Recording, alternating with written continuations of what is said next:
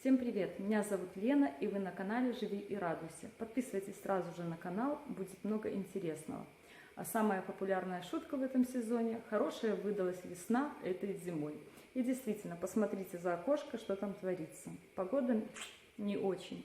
А вот этот вот звук дома я слышу каждые 5 минут. Поэтому сегодня будем активно бороться с кашлем. И не мерзкими какими-то там способами, а очень вкусненьким и сладеньким. Приступаем. Для этого берем несколько бананов и чистим их. Теперь надо их разрезать. Теперь перекладываем в тарелочку и разминаем вилкой.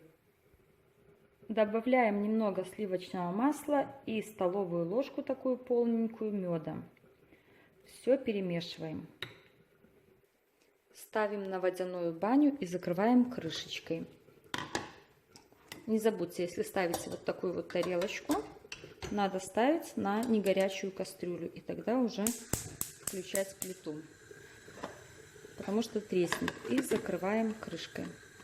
Так оно должно потомиться минут 10-15. Такая смесь у нас получилась. Вкусная она, сладенькая, приятная. Надо ее кушать в течение нескольких дней по чайной ложке, ну там 5, 6, 7 раз. Когда вспомните, чайную ложечку скушайте. Всем приятного аппетита, не болейте, обязательно берегите свое здоровье, подписывайтесь на мой канал и всего хорошего.